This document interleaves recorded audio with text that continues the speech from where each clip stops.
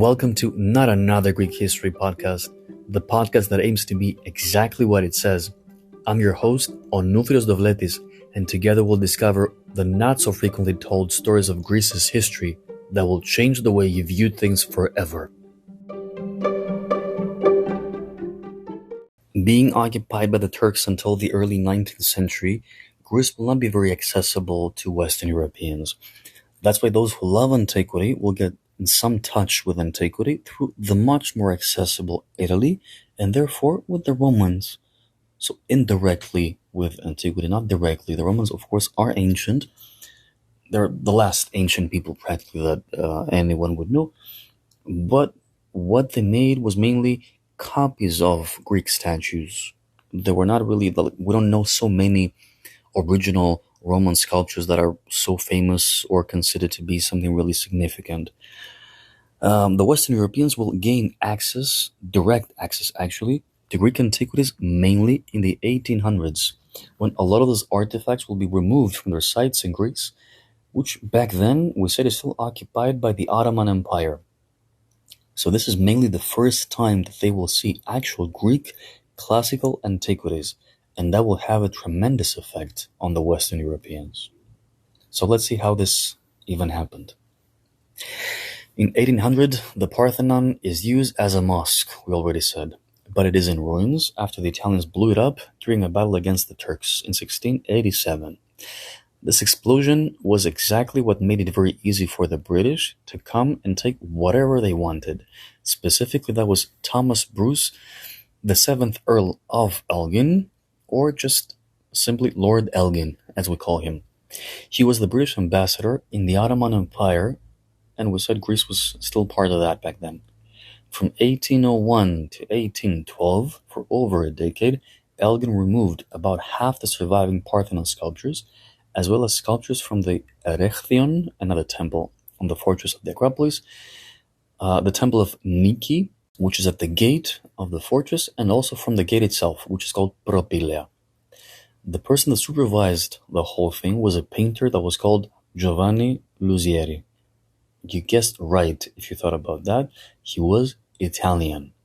The Italians are behind many, many things in this case, as you've seen up to now. Elgin was initially interested in establishing his own museum in England, housing the Parthenon sculptures. But his divorce, which is really ridiculous, his divorce cost him a lot of money, so he ended up having to sell them to the so-called British Museum for less than half of what he had spent.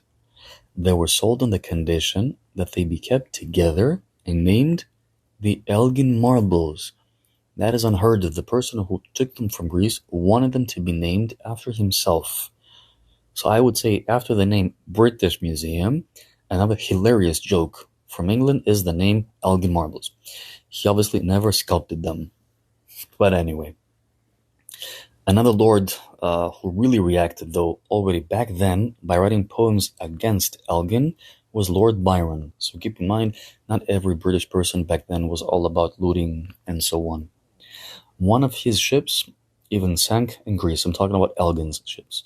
One of his ships even sank in Greece as if Poseidon, the god of the sea, was trying to keep them here. Nevertheless, the shipwreck, which happened to be close to the ancient shipwreck of Antiquity, where the mechanism was found, in the end they managed to retrieve everything from that. So Elgin sold the sculptures to the museum in London. By the way, he had also bought one of the remaining pieces of Poseidon's statue that the Italians had broken in 1687. That's the one that I told you. We have 3 pieces from the statue of Poseidon, and one ended up in London. He even bought that. The British claim to this day that they were granted official Ottoman permission, which actually didn't happen. And that is not an opinion. It didn't happen. Because that is their argument, keep in mind. They're trying to come up with arguments that would make the fact that they still have the sculptures legitimate. And it's not a valid argument. They obviously bribed Turkish officials, and that's how they managed to get whatever they wanted. It's very interesting that the Turks were at the Acropolis for nearly 4 centuries, and yet there's nothing from the temple of Athena, from the Parthenon, in Turkey. The Turks were only interested in making money.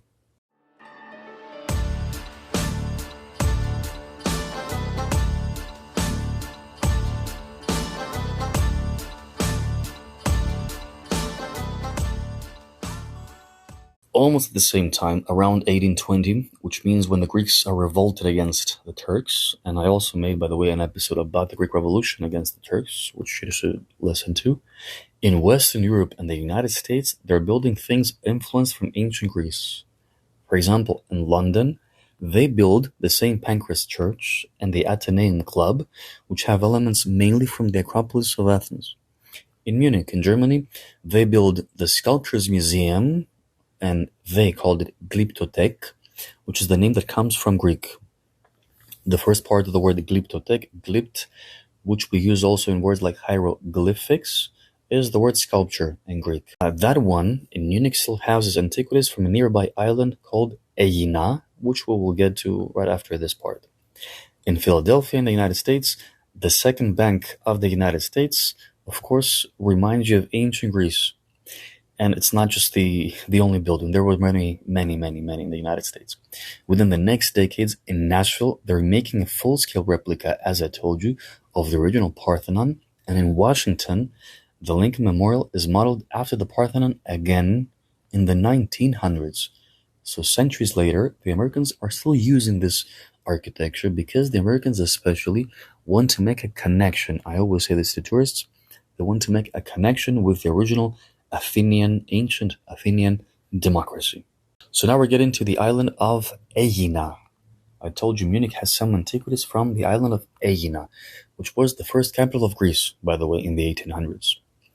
There would have been a temple dedicated to the goddess Aphaia, who was worshipped almost exclusively on the island. So that is something unique, practically. She would have been an older fertility goddess who came to be associated with Athena and Artemis. Artemis would have been the goddess of hunting. We are in 1811, which means almost same time, not almost, same time as Lord Elgin is pillaging the Parthenon near Aegina in Athens. In this case, the young English architect Charles Robert Cockerell, along with Baron Otto Magnus von Stackelberg, they remove whatever sculptures they found from the temple of Aphaia. On the recommendation of another baron, Karl Haller von Hallerstein. Damn it, I can barely say these German names. My German studies were useless, apparently. The sculptures were stolen and were sold to King Ludwig. I can do this one. Ludwig, the first of Bavaria in Munich. Ludwig's son Otto would soon become the king of Greece. Look at this madness now.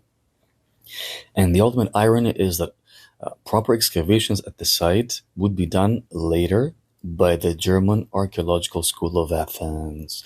The Germans pillaged the site and then they went back to excavate. Wow. These incredible statues of goddess Athena and some other warriors, dated back to 500 BC, are still in Munich. Of course, they were part of my archaeology studies because this is what I've studied in the University of Athens, but I only got to see them for the first time in 2023, which was, no matter how silly or stupid or whatever might sound to you, but for me it was something really, really emotional. Because imagine we're talking about things that I've known for decades, which I studied, but I could never see them. That was a recurring, let's say, theme in a way during my studies, that I would see a picture in a book of something and it would say, this vase is in Paris, this statue is in Boston, this thing is in Munich, the other thing is in London, and so on. And I was like, how am I ever going to see those things? How am I ever going to study those things properly? And let's not forget that during its first 30 years of independence, the Greek state would be under German rule. Madness.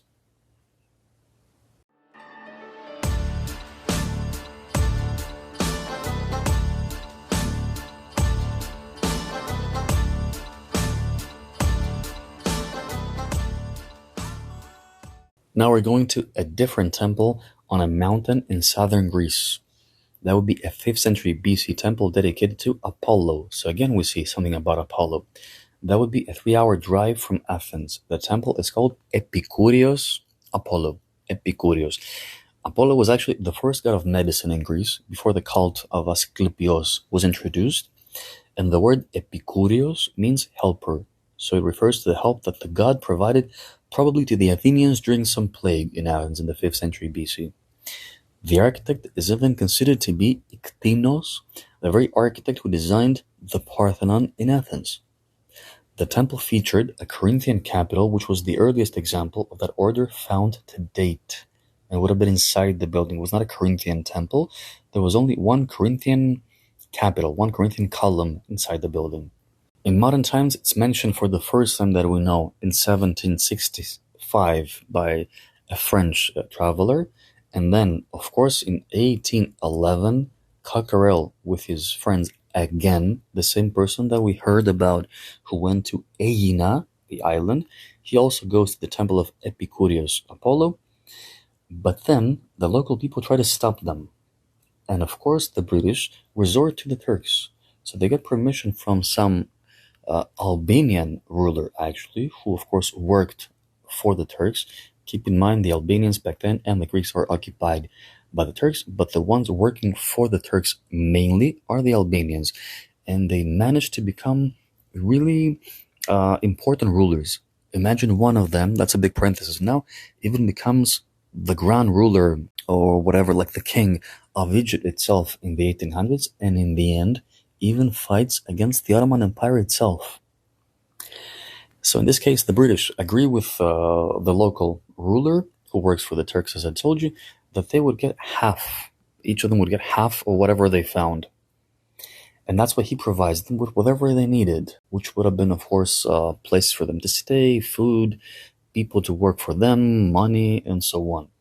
The thing is that the ruler wanted gold, and he couldn't care less about stones and artifacts and stuff like this. So in the end, they have to give him as a compensation practically, or as a bribe, whatever you want to call it, 400 lira, and they take the sculptures. So let's say like 400 pounds or whatever. And they take the sculptures, although the Greeks tried to stop them again. And there would have been, we have to imagine something like a cinematic hunt or whatever you call that, like the stuff that we see in the movies, with those people running like Indiana Jones who tries to escape the Nazis and all that. But in this case, these are the bad Indiana Joneses who are trying to take stuff from Greece. And eventually, during all of this, some of those things are destroyed, including the Corinthian capital, which eventually is lost. And that would have been something unique, as I told you. Then the British take them to the island of Zakynthos, that would be in western Greece, because Zakynthos, along with other islands such as Corfu and Ithaca, are under British occupation back then.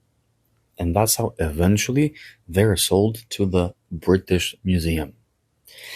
The smugglers back then, I told you, paid 400 to the Ottoman ruler, but they, in the end, made 19,000 lira. Some of these coins, the lira, just to give you an idea about the numbers that we're talking about, the money that we're talking about, some of these coins now would even be sold, each one, for over 400 euros. That means that the Ottoman ruler was paid nearly 170,000 euros, 170,000 euros only, but the smugglers made almost 8 million euros. That would be over $8.2 million. That's an incredible amount of money. That's why we know that eventually Coquerel, after all of this, when he goes back to England, he lives happily ever after, very rich, and he even records all these things in books and blah, blah, blah. A strange coincidence would be something which connects practically the two sites that were looted by the same criminals, Aphaia and Epicurius Apollo, that a potsherd from the 5th century BC was found at the temple of Apollo, and there's an inscription with a dedication to Aphaia, which is really strange. At the temple of Apollo, there was a dedication to Aphaia. That could have been the first known inscribed dedication to this goddess outside the island of Aegina. This specific temple of Apollo that we talked about, that was looted by the British, and you can see those things in the so-called British Museum, was actually Greece's first entry as a UNESCO site, which is really impressive. It's hard to believe. It was, yes, before the Acropolis of Athens, before Olympia, and before Delphi and whatever other place that you would have heard of. You've never heard of this temple before, most probably, but it was Greece's first UNESCO entry.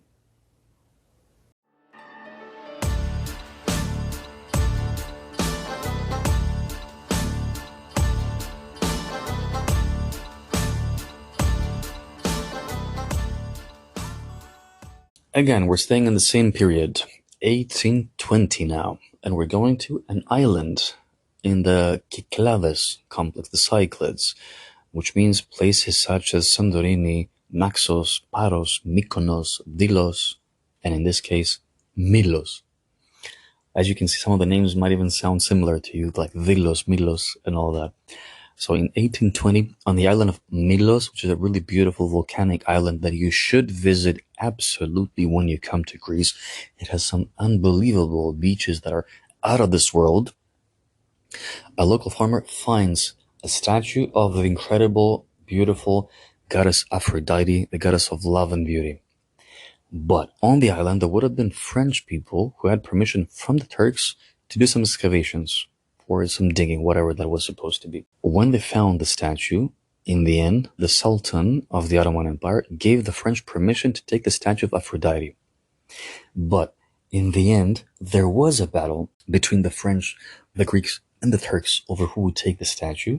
And it is said that it was then when they broke two arms. There were not so many. That's some of the arms. Maybe one or maybe both arms of the statue. But in the end, the French took it. And of course, not only do they still have the statue, they even renamed the Greek goddess with a Roman name, and they called her Venus. So that would be Venus de Milo, as they say. It's in the Louvre. And this year, in 2024, they even used the Greek statue of Aphrodite to promote their Paris Olympic Games, as I've also mentioned in a great episode that I made about Greece in the Eurovision Song Contest. Okay. As we're seeing now, by the way, we mentioned the Italians quite a lot, the British, and now we're getting to the French. So there's another statue that was looted by the French. That would have been now a 3-meter tall statue of the goddess of victory. The word that is used for victory in Greek, and it's not a name, it's a word, it's a common word in Greek, it's the word Niki. The island where the statue came from is called Samothrace. Samothrace, that would be again in northern Greece. That in English you pronounce as Samothrace. So that's the statue of Nike of Samothrace. Imagine by 1830, the island of Milos is part of Greece, but in 1863, so a few decades later, Samothrace has not been part of Greece yet. It's not part of Greece yet because it's still occupied by the Ottoman Empire. It was a French person that was called Chamboiseau. He has given permission to take, for insignificant amounts of money, whatever he wanted. And imagine the Turks, for not a lot of money, they just gave Greek antiquities away to the Western Europeans, but also for half a millennium, they even kept Greece cut off from the rest of Europe. They kept Greece at the very bottom, and in the end, they even sold out the Greek heritage. The French initially did not even understand that there would have been some base for the statue in the shape of a ship, practically the front of a ship, and that's why they couldn't possibly make it stand in the Louvre, and that's why they will go back to the island because there was something missing which they had forgotten to take the first time. And they will be also the ones that will destroy the theater that was in Samothrace.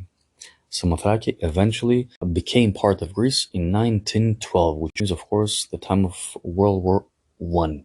That also happened for another place that is called Thessaloniki, and we'll talk about this next.